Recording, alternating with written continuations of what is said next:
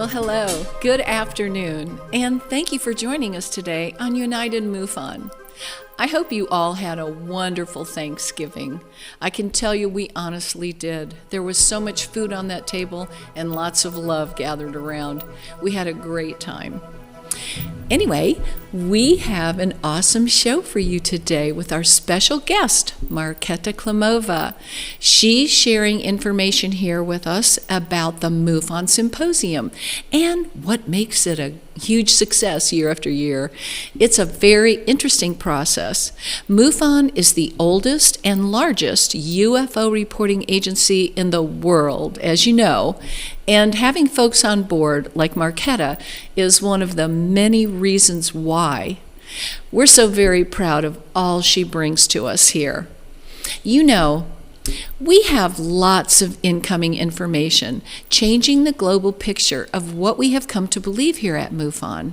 Information is coming to us at a really fast pace anymore. And this is why we have United MUFON and the MUFON podcast and other programs that we share with you to update you with what's happening, what we've discovered, and what's going on today in ufology. We keep investigating, researching, and doing what we can.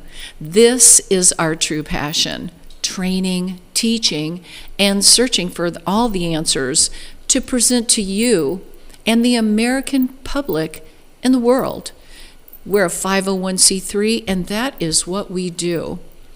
And we're excited as we head into 2023. We know we are not alone and have known this for so many years now.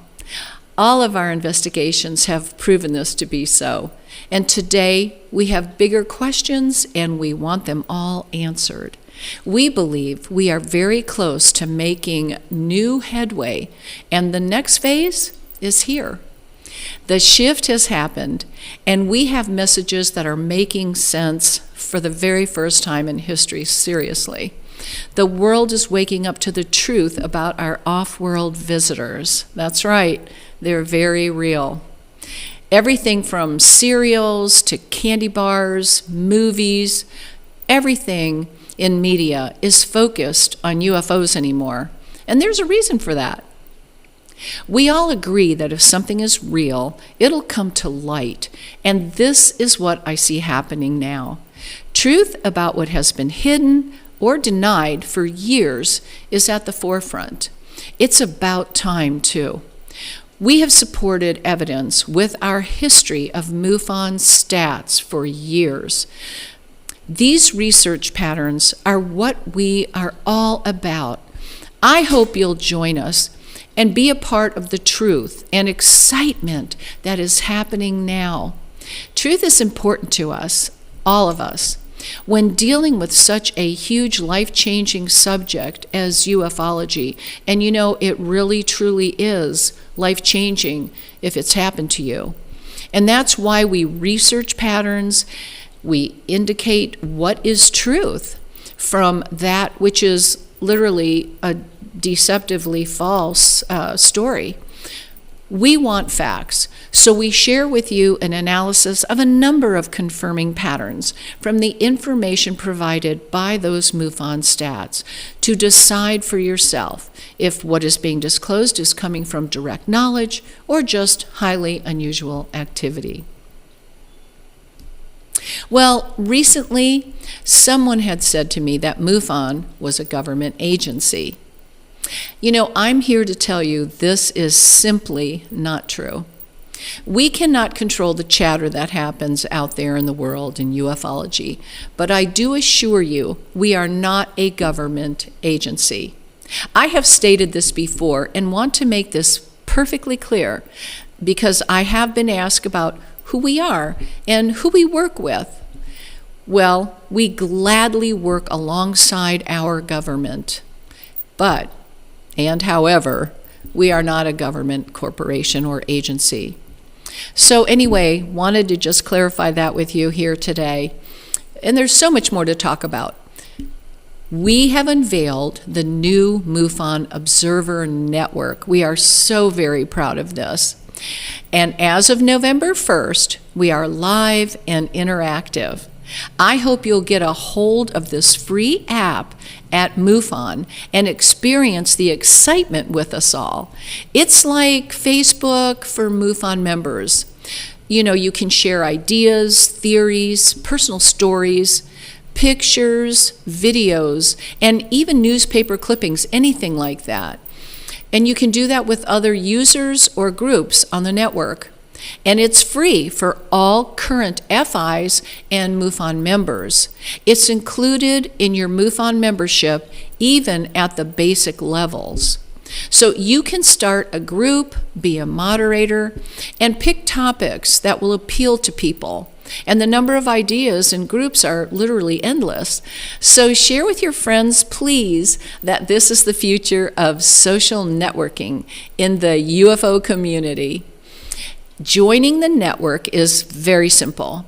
Go to MUFONOBN.net. Join and follow the prompts to get you into the flow. You've got to be a member, so if you're not, join at MUFON.com to become a member. So let's talk about what we do here at MUFON, okay? MUFON is an acronym for the Mutual UFO Network. We were established in 1969. And who we are? Well, we're the world's largest and oldest UFO investigative organization in the world, with a huge member base, and we add to it daily. We're represented in all 50 states and 40 countries, with thousands of trained, volunteer, certified field investigators. We have over 50 PhD consultants in most disciplines, and we do conduct scientific investigations of the UFO phenomenon, while others are just UFO reporting agencies. And we were established, like I said, in 1969. So for the past 53 years, MUFON has compiled a database of over 195,000 UFO reports. Our CMS, known to us here at MUFON as the Case Management System, was developed in 2006. And as MUFON has evolved, we now monitor abductions as well as entity cases.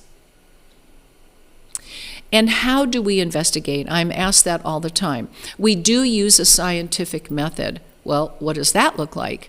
It's computer sciences, biology, astronomy, physics, chemistry, geology, engineering, and statistics. That is our scientific method, and that is what we train all of our certified field investigators here at MUFON. Our mission statement is that we investigate UFO sightings, abductions, and entity cases, and we promote research of UFOs with an eye always towards science. We educate the public on the UFO phenomenon. We do have a board of directors, and our executive director is David McDonald. I'm also the director of memberships, and Barbara Schuessler-Sobani is our MUFON Journal editor. Debbie Ziegelmeyer is Missouri State Director. And Rob Swiatek is our physicist. Richard Beckwith is Wyoming State Director and a MUFON attorney. And Sandy Clevin is a psychologist with us. We're proud of this board. They work hard for you. So, what about all of those UFO reports?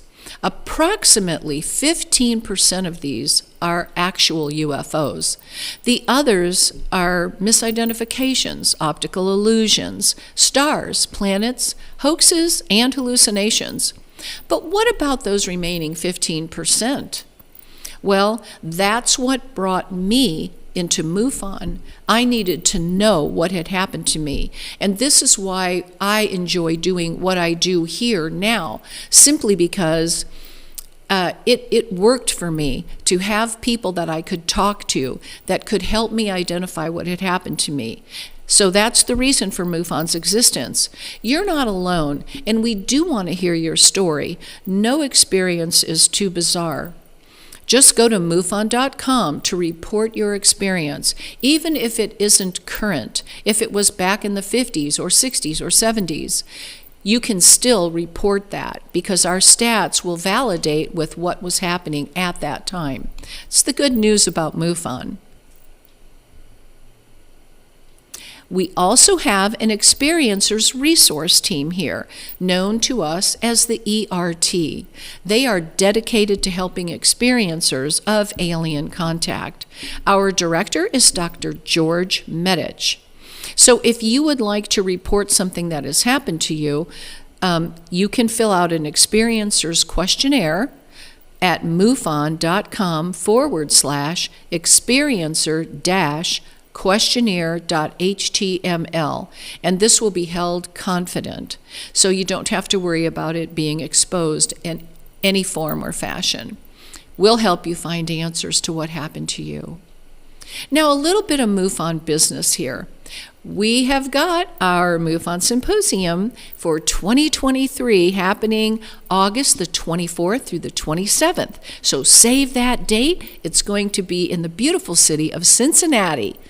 And go to mufonsymposium.com. You'll find out more in just a little bit when we talk to Marketa. So stay tuned. And our MUFON Journal is calling for submissions. So we would like for you to submit something if you are a field investigator, if you're a state director. Please do send in any submission about a case you're working on, something like that. We welcome all articles and submissions. So please go to mufon.com. And the submissions will be to the journal editor at mufon.com. Thank you. And I spoke about the official MUFON podcast. That is held by Richard Beckwith. He is one of our board members and an attorney here with us. He has so much interactive and fun interviews, lots going on. So I hope that you will join us. Just go to MUFON.com and you can click on the official MUFON podcast link. If you haven't joined MUFON yet, as the Director of Memberships, I would like to invite you to do so. Join MUFON today. We cover articles by leading ufologists, symposium information, one-on-one investigations, one-on-one interviews, and UFO sighting reports, the abduction cases, mutilations, crop circles, so many different things, book reviews. Join us today for $59.88 for the entire year. And remember, our MUFON Observer Network is available even for the $59.88 for the whole year. So just log on to MUFON.com and join us. You can upgrade your MUFON membership to include MUFON TV. That is $119.88 for the entire year, or $9.99 a month. And this includes so much, so many different symposiums that we've had, interviews, movies, all kinds of things. It's almost like having your own Netflix with MUFON. And it includes our live streaming of the MUFON Symposium, and that is a huge deal. You can save thousands of dollars by doing just that. You know, you're not getting a ticket or renting a car or getting a hotel room, you know, getting meals and all of that. You can watch our live stream of the symposium from the comfort of your living room for $119.88 a year. Now, some of you have asked me about becoming a field investigator, and you can do that as well. Just go to MUFON.com and click on Become a MUFON Member. It's a simple process. You'll contact your state director, then you'll sign up for your online training at our new MUFON University, and you'll take an exam. We do a background check, and we want everybody to be aware of that. And there is a fee for becoming an investigator. So just go to MUFON.com and join up. We look forward to having you aboard, and we always need new investigators. Now available at the MUFON store, the shirts that I was so pleased to have and always telling you about. Now you can buy them at the MUFON store, the I Know Tees. And the online store has everything for all your Christmas presents. Anything for your person that is in love with ufology, we have emblazoned T-shirts and sweaters and bags and all types of different things. We have cups. We have just everything. You'll enjoy it. Please go to the online store and go shopping for your Christmas friends.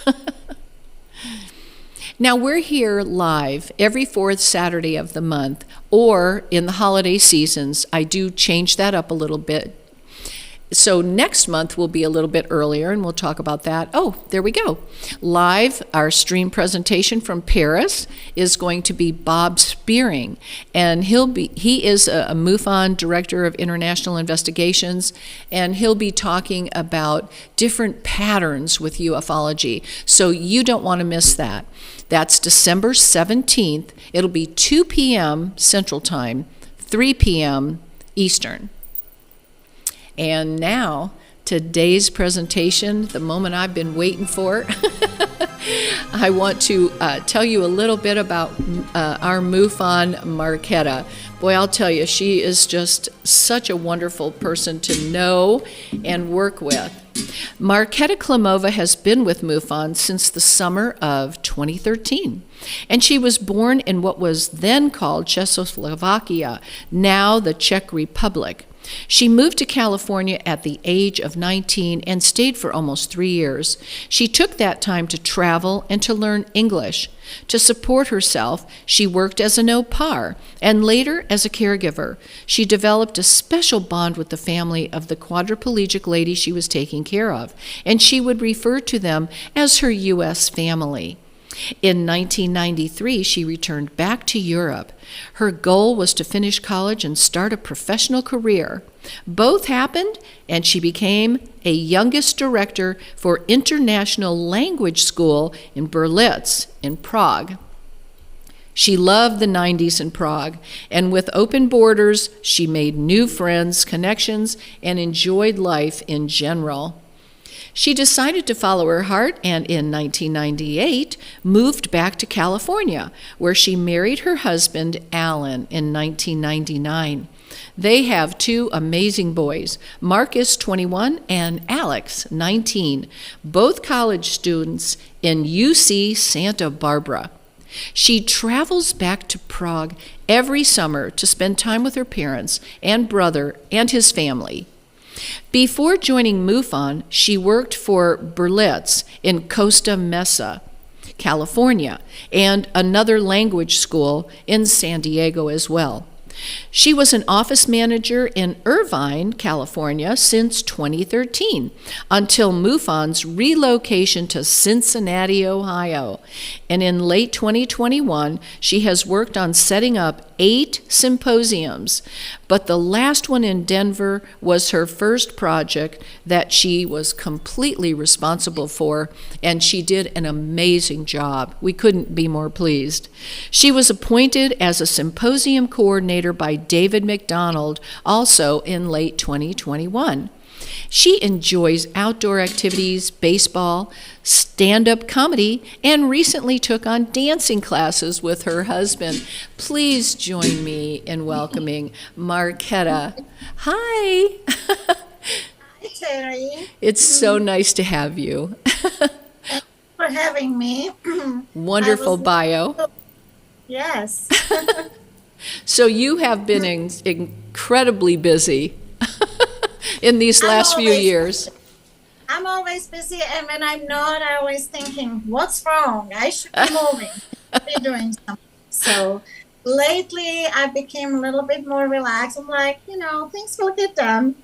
And I just realized I have to take care of myself too first, so I last longer. So yeah, I've been busy with the family, and now, of course, approaching the holiday seasons, it's becoming even more. But my boys are home for the holidays, so that was really nice. They're gonna head back tomorrow. I'll go back and work a little in between, and then January, that's when we will really kick it off, because that's when we're gonna really start promoting the symposium, and our website will be ready, and we can talk about it as we go. I just as Sure. far as being busy, this is pretty much what's going on in my life right now. I know when I think Marketa, I think running here and there, unlocking doors, locking doors, getting this, getting that, doing this, doing that, talking to this person, that person. It's like you don't stop.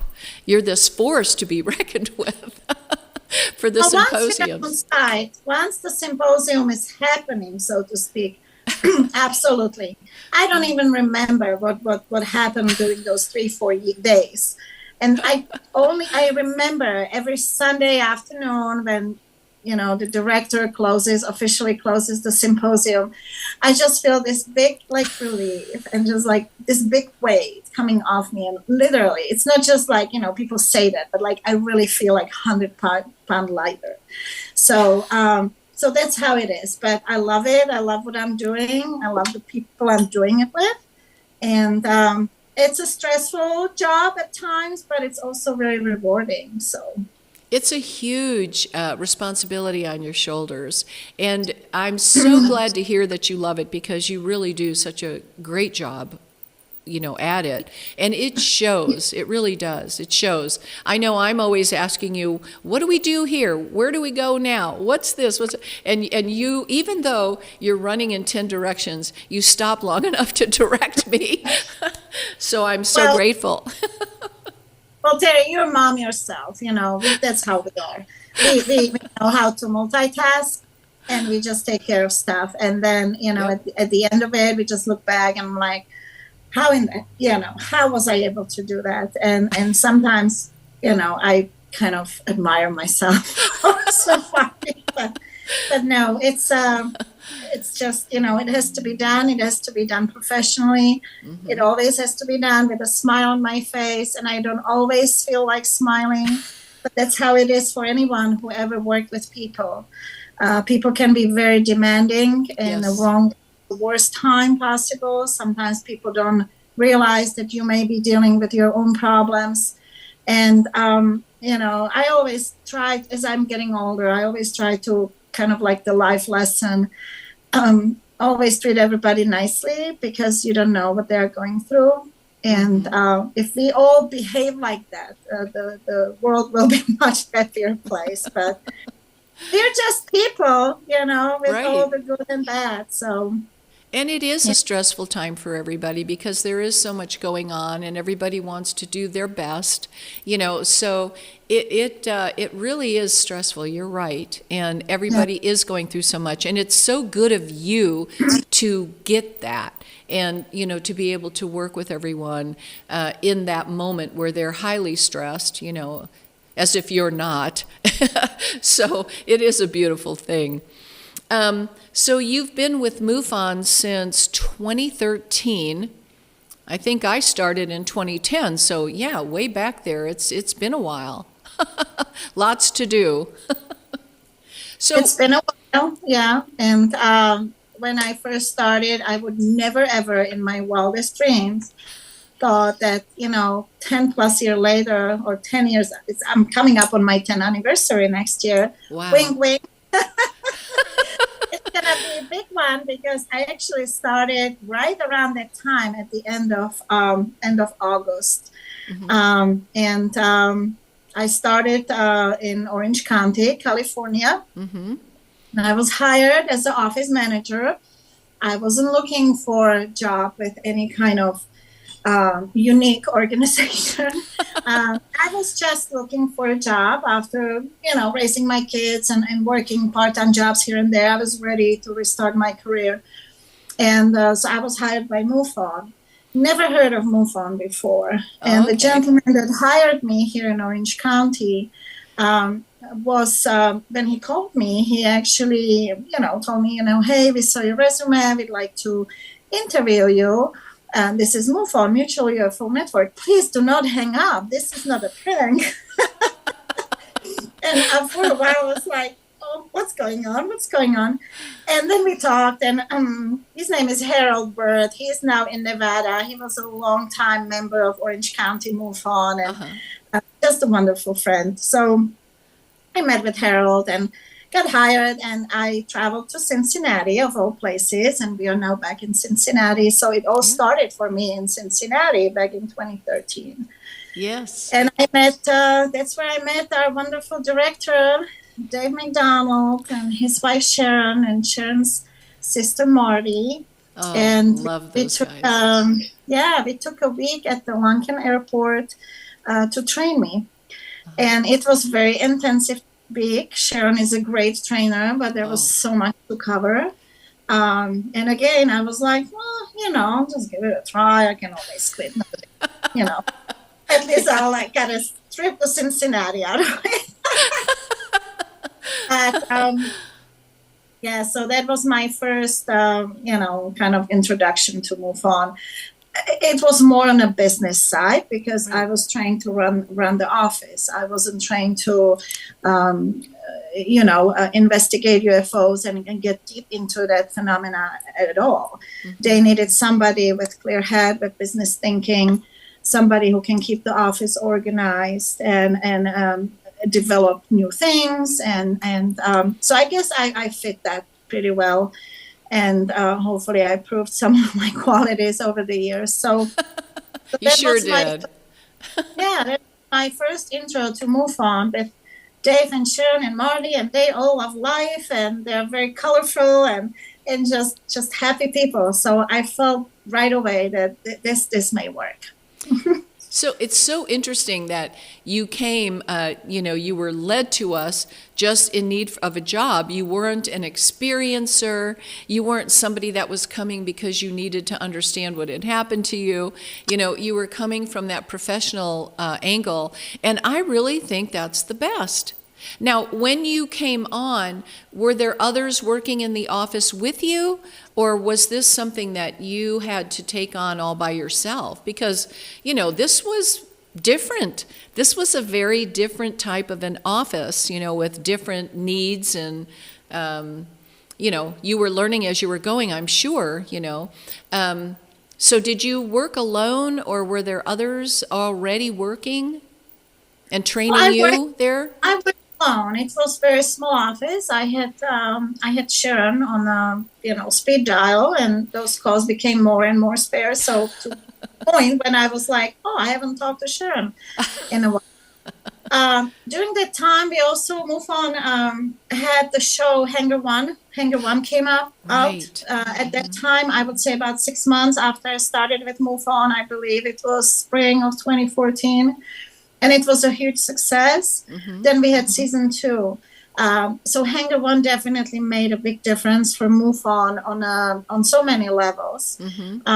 And the membership inquiry and the membership just was going crazy. I was handling calls and emails, and the orders kept coming in, in a pace that and you were alone? You were alone? I was alone. I knew that this can continue like that. So then we were able to bring in a part-time girl. And I was, again, pretty lucky when choosing my first girl. Her name was Emily. She was a college student, and she was just very open-minded, just kind of like me, business smart, but you're for what? But yeah, I'll listen. I'll see what's out there. And she was, so they were a good team. And that was the only way we could have handled that many. When we took over from Cincinnati, I would maybe have 3 orders a day. And all of a sudden we were looking at 30, 40. And there was big merchandise sales. And, again, when the merchandise comes, I don't have we didn't have till today, MUFON doesn't have a big storage facility where people would pack it for you and ship it. It's all done by the office people. So I remember being intimidated very much by the USPS.com website because I had to figure out how to ship T-shirt, how to ship hat, and what packaging is the best. And so it was very unique job. I was doing different things, different day. It was never boring. And I should say not. That's how we carried the MUFON office here in California, basically 1.5 person. I was the one, then I had a part-time help. Usually it was college students. And then a volunteer. As most of people that are involved in MUFON knows that MUFON is a volunteer organization. Yes. Mm-hmm. And kudos to all those people that volunteer for MUFON, because really without them, without you guys, if you're watching, MUFON would not be MUFON. I was very lucky also to have an excellent volunteer local, Linda Fletchner. She is a sister of one of our board members, and she dedicatedly every week traveled 50 miles to MUFON to handle some of the calls that I just could not handle because I didn't have the knowledge, I didn't have the background in UFO investigations, and that was a huge help because I truly felt that I didn't just leave somebody out there hanging without, trying to help them to answer some questions. And if I was like at the end of the road, like I really can't, Linda, help me.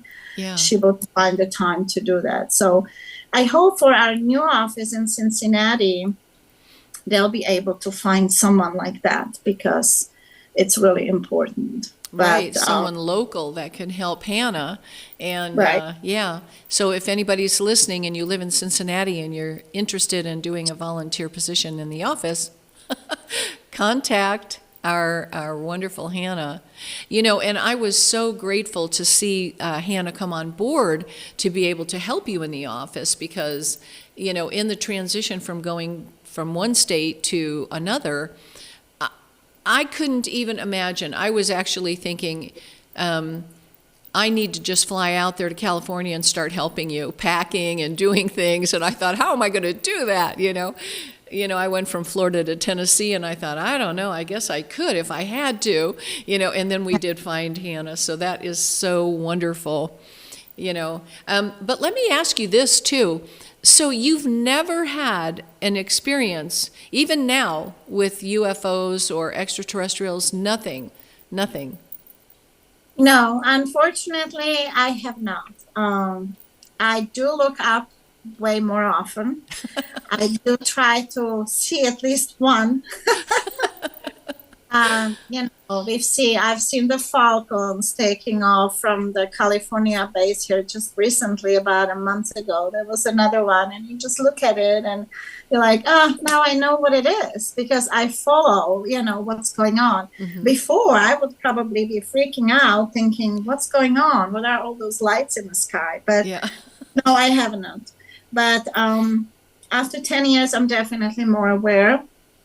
I'm definitely more open-minded and definitely more understanding. Mm-hmm. If 10 years ago somebody started to talk to me about being abducted and being taken on board of a mothership or just missing time, I would be like, okay, whatever, move on. This is not my thing. But there's something to it, definitely something big. And if I see one, fine. If not, it's fine too, because I know others do and they'll share with us.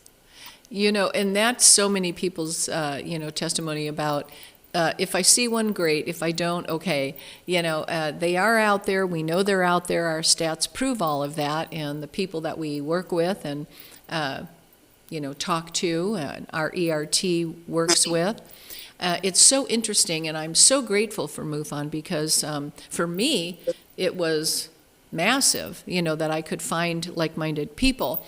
And so, you doing what you were doing was so needed and necessary to keep us going. You have to have office people, you have to have people that, you can have supporting everything. So that was perfect, having you're so open-minded, you're so easy to talk to. I've never ever once felt like she thinks I'm a nut or she's judging me for all the different things that have happened to me. I've always been like, that is the most wonderful human on the planet. She deals with everything. And I just have to give you, and a shout out to Linda, because that is the truth. She just is such a blessing to you. She was always there working very hard. And I'm very grateful for that, for people like that. And I hope we do quickly find somebody for Cincinnati. if I lived there, it would probably be me, because I just love it. Like you, it wouldn't be work, it would be fun. It would just be a lot of fun, because you get to meet so many people, talk to so many people. So do you travel a lot with your job now? Are you back and forth from California? Because I know you live in California, so. I do. I'm going to be relocated to Nevada next year. I talked about it for many months, maybe years now. So we're finally doing it. I'll miss California, but there are some things I will not miss. And so I'm staying close to the West Coast and my boys. So I will travel there. But for job, not really, Terry. What I do, there are usually 2 trips that are associated with Symposium. The first one is when, after we sign a contract, ideally it would be possibly 3 trips, when we're signing the contract, making sure the hotel or the convention center is what we need. With the internet and all the promo material every hotel has, it's kind of easy to guess that most of the features we're looking for are there. But then it's important to go and do like a pre-conference visit when I actually physically walk through the hotel, walk through every room that we contracted, talk to the catering, food and beverage manager, talk to the hotel managers that handle the block of rooms that we reserve for our attendees. And then, of course, the meeting space itself. Sometimes there's also the local or the hotel AV team, but MUFON has own AV team. So we do bring our own people, but there are sometimes some equipment we need or help with a few things. So that all needs to be addressed during that pre-conference meeting. So we don't show up 2 days before the conference with 600-700 people coming, and I realize, wow, this is not working. It happened to me once recently in a hotel that I did not contract it, and the hotel was kind of spread out in Las Vegas specifically, when for one of the events people had to run too far to switch from one room to another. I never want that to happen again, because at that point it's too late.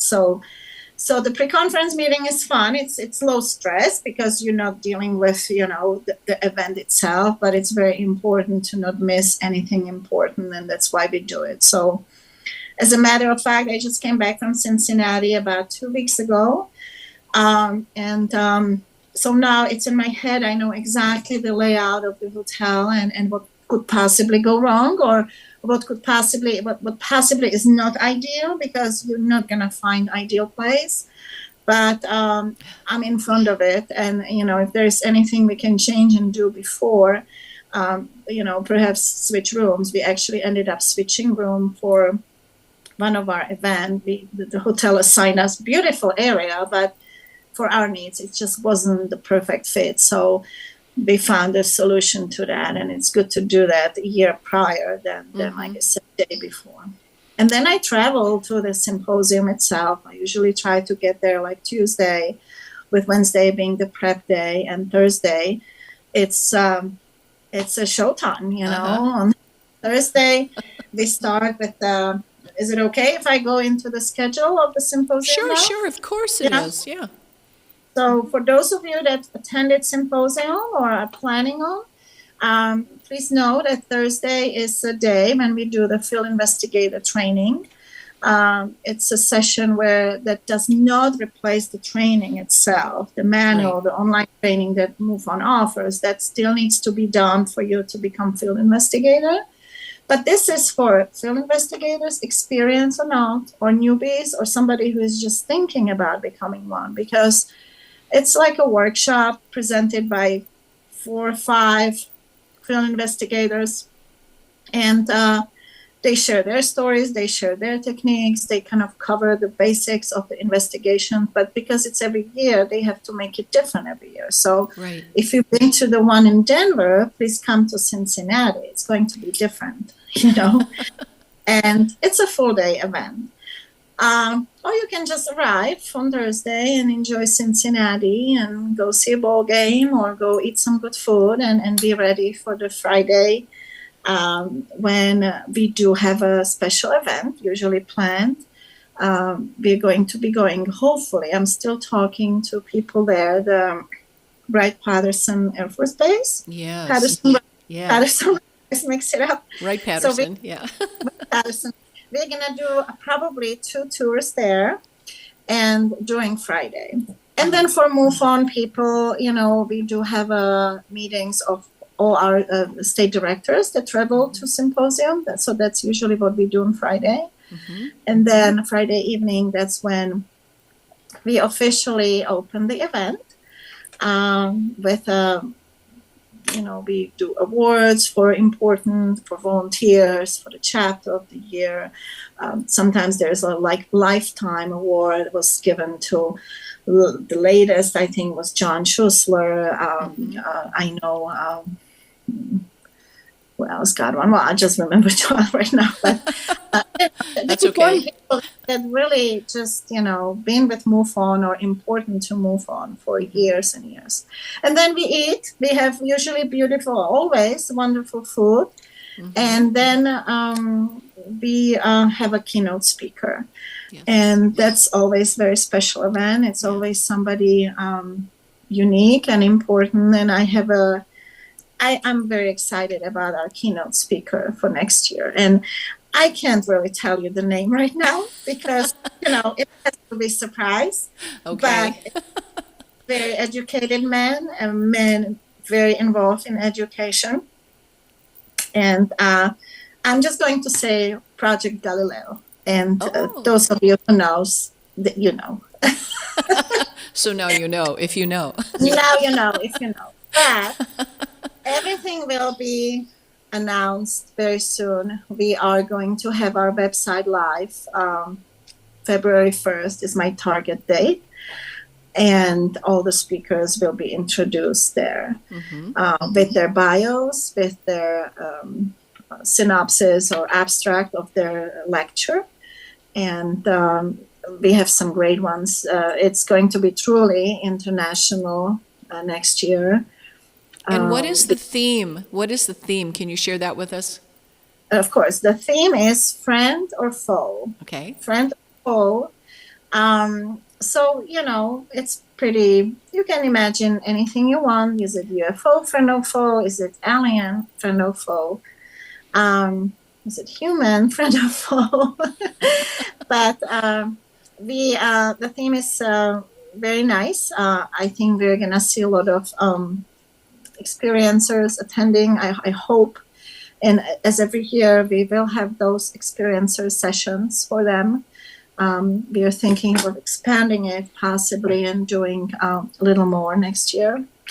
So again, if you're an experiencer and would like to come and share or hear others share and just connect on that level, Symposium is really the place to be because you will meet those people, you will make new friends. I know it sounds cliche, but it's true, Terry, right? Very true. Yes, absolutely. Yeah. And for me, as the office manager and now the coordinator, it's, I know these names and I do remember names and I remember voices, but then somebody comes up to me and say, "Hey, that's the famous Marketa." I'm like, "Who are you?" In the flesh. I spoke with this gentleman for so long, and and it's just so nice that they come to me, and we feel like we are friends, even though this may be the first time we just met each other. Mm-hmm. And I'm always glad that I had a good day when I spoke with that person. That they didn't come to me and say you were so nasty, and I can't believe you. So really, like I said at the beginning, try to be always polite and nice because you never know, and there's no reason to be nasty. No. Yeah. And I know what I'm talking about because you can't always please everyone. And that's one part of the Symposium, Terry. That's, you give your best. You give your 100%.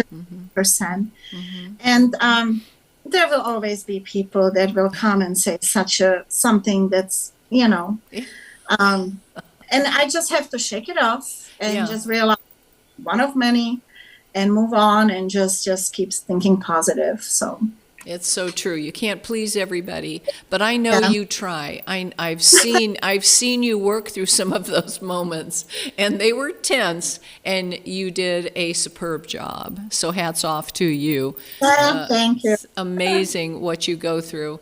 It is hard. There's so much going on. And just what you were sharing with us, you've got to go there and get everything in advance, get it all set up, know what's going to be where and how much space you need and all of that. It's so interesting, but it sounds exciting too to me. I mean, it seems quite exciting.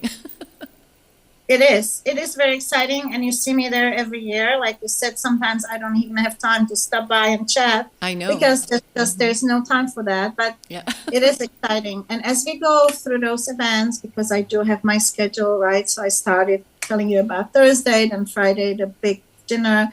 So when that goes well, I'll tell you this one little thing. When it's just interesting because I like to have a buffet dinner for our attendees because Yes. everybody can eat as much as they want, or they can skip that or get more of that.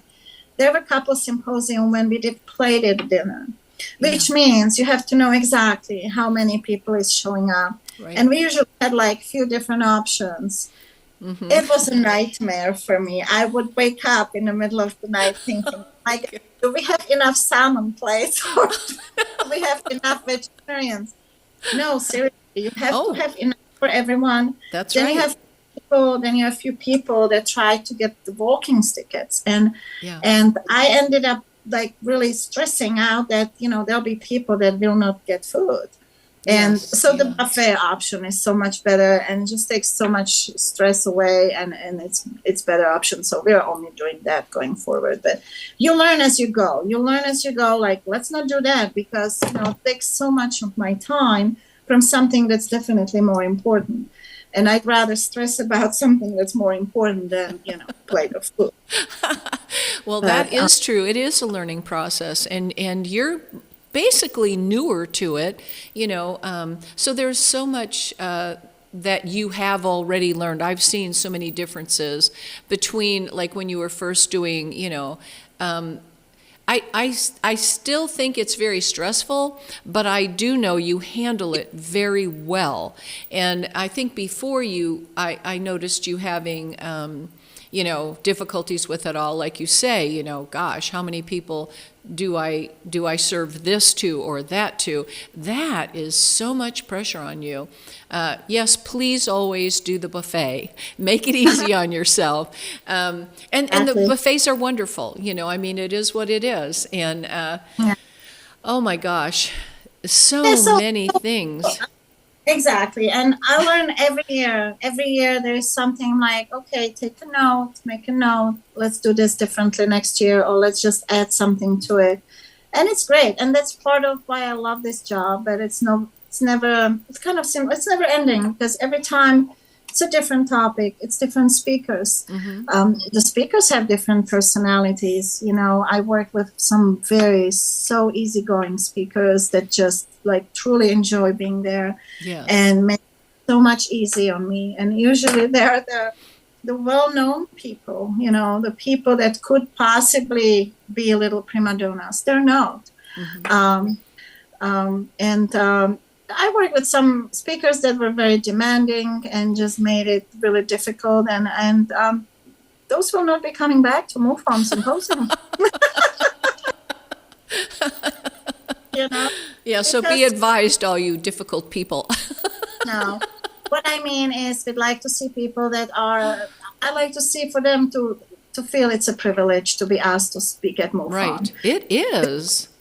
We don't want to be chasing someone who, doesn't show the respect to MUFON. That's right. That's absolutely right. So it's really not about me if they make my life more difficult or not. It's about I want to see respect. Because again, I see the volunteers behind it, that they don't get paid anything for their time, their own resources, and they have to pay to go to Symposium. And I want to see the mutual respect. They go and pay to see this person. That person needs to show respect to the attendees and the staff. So So again, going back to working with people, it's very rewarding and it's great, and I wouldn't change it for anything. But it can be difficult, and we all know that if you work in a supermarket, or you're a teacher, or you're a nurse, Absolutely. Now, do you have anything to do with the proceedings that go for sale there as well? Or I know you ship a lot of that stuff, and you're always very concerned about everything getting there early, and getting everything on the tables. Do you also set the tables up as well? Well, the logistics of the symposium, it's like a big spider web, really. It's like, this for speakers, accommodation, travels, and then putting it all together. The website, of course, getting all the information from the speakers. So you mentioned the proceedings. I'm just going to show it here. Oh, you probably can see it. We can't. Put it right directly in front of you. Right directly in front. There you go. Now you can see it. Okay. So this is 2021.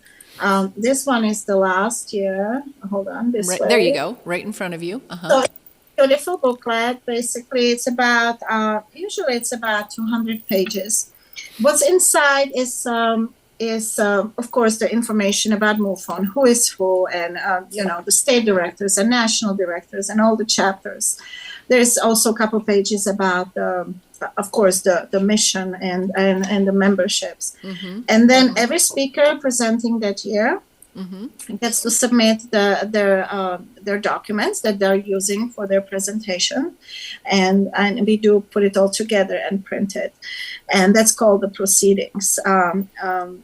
Last year I started to think out of the box a little bit, because we were just going black and white always. I'm like, color is not that much more expensive anymore, because some of these pictures are beautiful. We had Mark D'Antonio speaking last year, and these pictures of the sky. Yeah, I mean, gorgeous. You don't want to. I'm trying to find it here. I probably won't, but it's just so beautiful, and you don't want to print it black and white. So.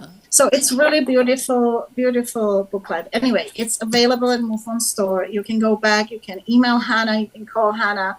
If you want to get one copy from 1972, she has it. So some people, they collect it. It's really beautiful. It builds a beautiful library. And we had Stan Friedman speaking for us so many times, and all his lectures are there. Right there. It's a value. It's historical value. It is. Yeah, I think I've had everyone. The way I get involved, of course, I need to get the documents from the speakers on time so it can go to a printer. And then we ship, 100, 150 copies to the place where the symposium takes place. This year, next year, it's going to be so much more easier because everything is in Cincinnati. So we'll ship everything there. And then it's available during the symposium. We give people a little discount if you buy it there, or then you can just have it shipped to you from the store. So that's really something that people also take with them from the symposium as a souvenir, so to speak, because they can have the speakers sign their copy, and I've seen that happen, and Yeah, that's wonderful. Do you really feel that it is a lot easier, like when you were in California and you had to do the symposiums? Is it easier for you actually to be right there in that state next to where our offices are? Does that make a big difference, or?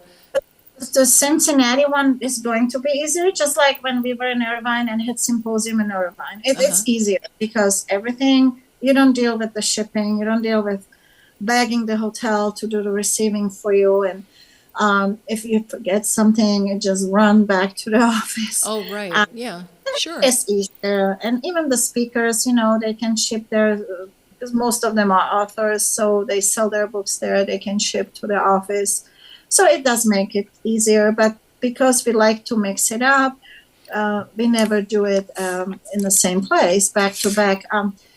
They used to. I actually pulled out, I have this sheet here that somebody gave to me going back to 1972, which I think was the first symposium in Quincy, Illinois. And the theme was UFOs, a worldwide phenomenon. Okay. Right. And then they traveled all over. There was a bunch of them in Texas, but most of them were in Denver. I know our director back then was from Colorado, so John Schussler, and then Cliff Clifford. Yeah. They were from Colorado, so there was a bunch of Denver back to back to back, and then now we are trying to go not necessarily East Coast, West Coast, because we had bunch in the West Coast. We had Las Vegas and Irvine. Right. We had one in Florida in between Philly. Yes, remember it well. Cherry Hill. So last year, as you know, we were in Denver. Now Cincinnati. We are bringing it back to the East Coast. So we're just trying to be fair, because travel takes a lot of money, lots of time. Right. So we probably will have a little different mix next year. Maybe I won't see my West Coast friends there, but maybe I will. You never know. We're already starting to think about the one in 2024, because my timeline really is about 18 to 12 months out. Okay. Contract the hotel and the meeting space. So when you think about it, we are less than 12 months from Cincinnati. So probably sometimes next spring. Dave McDonald and I will be deciding on and the board, and then they'll tell me, go ahead. And we will be signing contract for a place, meeting space in 2024. So you don't even get a break. It's like one finishes up and one just picks right back up. So it's the constant rolling forward with you. There's no time off. It is. There are some months that are little, usually September, October. I realize after the symposium finishes, before the next one starts to roll, that's kind of a little easier on me. I just kind of take a few breathers, but I'm already looking for the speakers, and to secure a speaker does take a few emails, 3 phone calls, usually, again, confirmation that it's okay with the board, making sure it's not somebody who just spoke for us, or again, not everybody likes everybody. There'll always be, I can believe this one is speaking, but hey, other half is excited. So, you don't have to sit through every presentation, because it's a long day. We go from 9 to 10. Yeah. With some breaks, with some special events in between. But,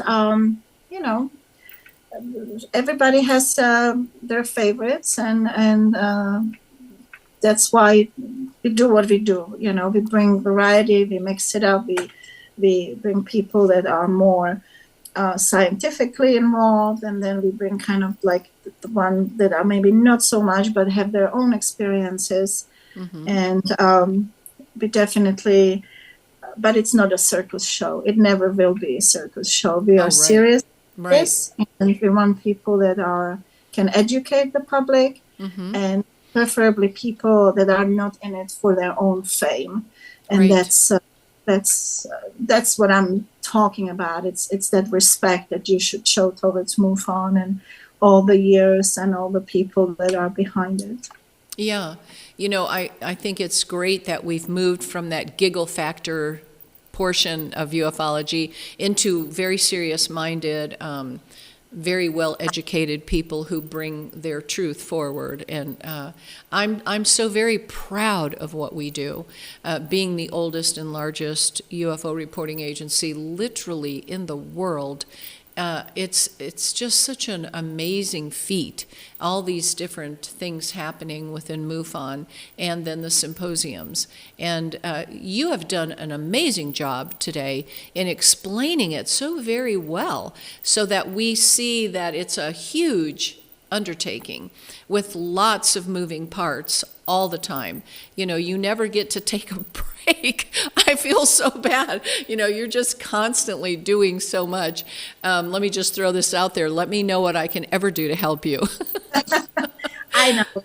And the first time you offered your help. Absolutely. And as you know, you're very active during the symposium there too. Yes.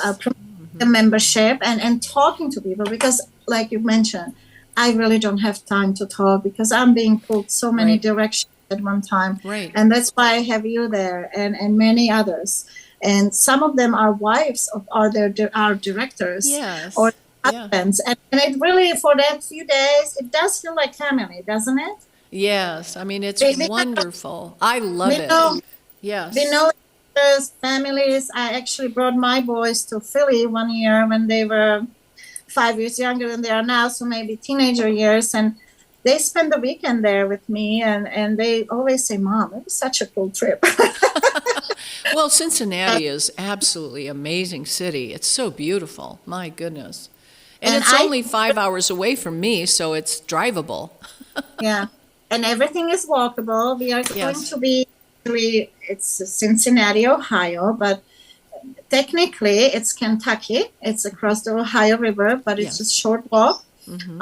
And so it's Cincinnati Metro, and you're going to fly to Covington, I believe, International, which is in Kentucky. But it's a great area. So I always think that it's a good place to even bring families. So if you're a parent with kids or grandparents that want to take your grandkids, Cincinnati is the place to do it because there's so many things to do. Great restaurants, sport venues just across the river. So if you're a baseball, football fan, Yeah. baseball definitely will be in season next April, August. Or just take a tour. I know they have those boat tours you can do. It's pretty cool city. I was surprised how much there is to do. There And is. I have a question. I don't know if you can answer this right now. You may or may not know. When we've gone to some symposiums in the past, we had to pay for parking. Does this one have a pay for parking, or is there? Since I'm driving, I'm just going to ask you. And like I said, if you don't know, that's fine. But can you park there for free, or is there a pay for parking? Okay, I can't answer that. That's now part of my walkthrough to know these answers. It's going to be on the website. You'll see there will be very specific park here, and there. There is parking, plenty. It's going to be $10 a day. Okay. So it's not it's not unreasonable. Yeah. Figure unreasonable from Yes. downtown. It's reasonable. Yes. And there's also street parking. If somebody comes just maybe for an afternoon, but for that I assume those are probably more locals and they'll figure it out. But for you guys driving, there is a parking fee, but if you don't park right in a hotel where the valet is always more, it's right across the street. There's open parking and there is garage parking, but that's what it should be, $10 Okay. a day. It's That's run by good. the city. It's run by the city, so unless Covington changes something on us, but it's definitely more reasonable than what we've seen in the past. Yes. Much more reasonable than what we've seen in the past. I There's like Cincinnati. Yeah. There's also a little shuttle bus that runs from Covington to Cincinnati, and I think it's $1. But the Cincinnati Wow. Visitor Center, they're going to have actually a little booth there for us, so people can come and get like information about transportation, about restaurants, and I would not have to be answering those questions. And they said they will have some passes for people to ride these shuttles free. So, because not everybody can walk, even if it's only half a mile. It may be half a mile. Sure. Someone who's got difficulties walking. So there are options, and it really seems like it's going to be fun outside, not just, in the conference center, but also outside, because there's so much to do. And, I'm excited. It's going to be a good one. Oh, I always look so forward to that time of year. It's like Christmas for me almost. Because like you said, Right. we get to visit each other, hang out, have coffee, talk when we can, in the evenings pretty much, because everything is going at full force during the day. But it is so good to see people, and I could never just watch it from home. I have to be there. I just enjoy it. And I hope that people watching us today will be encouraged to, in February or when those tickets go on sale, get in and get your tickets and join the fun, because it is kind of just like a party of the family, you know. And you can get a ticket that covers everything, and you don't have to worry about thing, and you just go from one thing to another, or you can just do like a la carte kind of tickets when you buy the speakers, and then you can do a little bit of something. We do have people that come just for the vendors and art show. I'm really working hard on getting the arts back to our symposium, because we've had some good ones. So if any one of you is artists or know someone, please contact me. The email is symposium@mufon.com, and I'll be more than happy to send you the form or explain how it works. And the same goes for vendors. If you're author or you sell apparel or jewelry or, you know, anything that is in some way relevant to UFOs and ETs and you know, not completely paranormal. Again, we're trying to keep it focused on what we do, but you know, we do have people that just come and check out that, and they still get to meet the speakers, because most of the time they're there as well, selling their books, and you can take a picture and just talk with them, because they're there to enjoy themselves too. Right. And that's really cool. And one more thing before I lose track, you mentioned that you could never watch it from home, but you know, there is that option always. Yes, absolutely. We understand not everybody can travel for various reasons.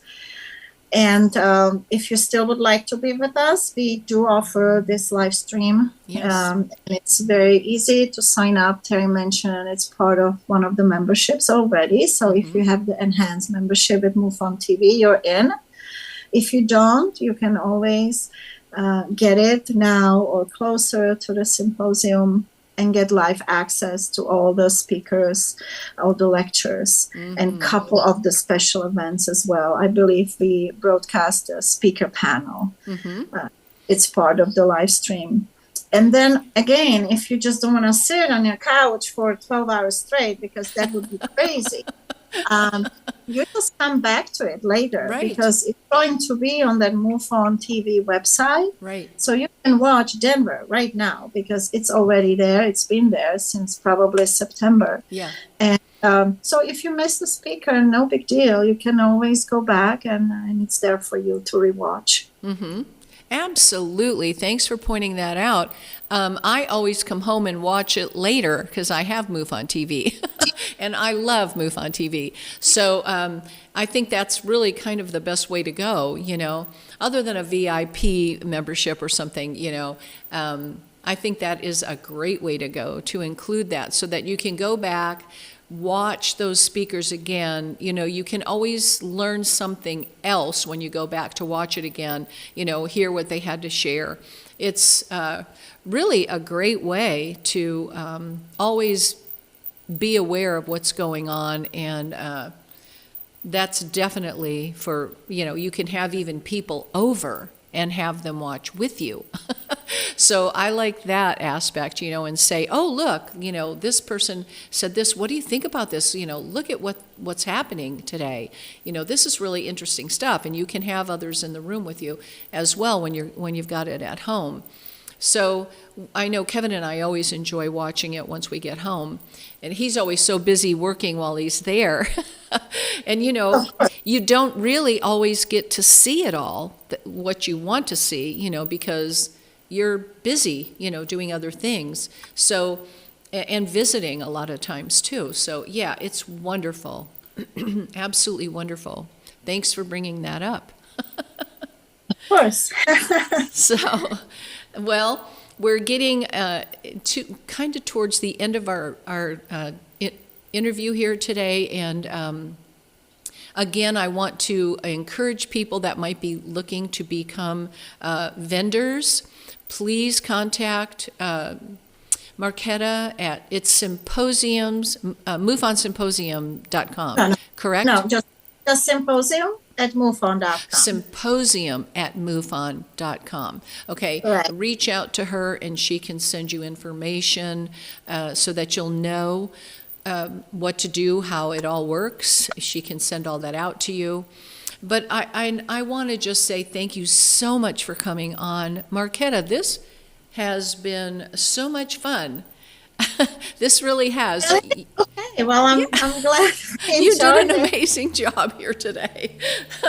So much information, and now we all have a better picture of what it all entails, to do the symposium. It is no small thing, and it has, like I said before, 1,000 moving parts, and they just never stop. From the moment you get there and set it all up to the moment you leave at the end of the symposium. And I would just like to encourage everybody to come to the symposium, especially our state directors. If you're able in any way to get there, please come. We have meetings with the state directors that are really important, to connect with each other. There's just so many things to get from this, as well as field investigator training and so many other aspects of what we present at the symposiums. Thank you so much, Marketa. I appreciate you coming on, and I look forward to seeing you in Cincinnati. Same here, Terry. Thanks so much for having me, and thanks for doing this. You've been doing this for over a year. Yes. And your husband, Kevin, and your team guys, you rock. And that's why Terry also, I don't know if everybody knows, she was awarded award last year for what was it for? A volunteer of the year? It was for the volunteer, and yes, and I was blown away. I was so shocked. Because the amount of time it's Saturday afternoon, and look what you're doing, right? Yeah. You're doing something big here, and I really appreciate your friendship and everything you do. Do you remember when we were together in Irvine, I'm going to say 2 years ago, and you and I were talking about doing something like this, and it was actually me and you that came up with, I'm going to go ahead and do United MUFON. And I remember I just threw that right out there, and you were so gracious to encourage me. I really, really appreciate that. Because here we are. So. Thank you. Well, you All right. have an amazing afternoon. Thanks so much again for coming. And if those of you who are watching, remember next month on the 17th of December, we'll have Bob Spearing, and I'm not sure if he's going to be doing a presentation or if he'll be talking, but he's so excited about coming on, and he's really looking forward to this time. So I hope you will all tune in. That's December 17th at 2 p.m. He is MUFON's Director of International Investigations, and so much more. I mean, he really is a wonderful volunteer with MUFON, just never stops working. Another one. We have so many wonderful people in this network. I can't say enough positive about them all. So thank you for joining us. Have an amazing rest of your week and weekend, and we'll see you next month.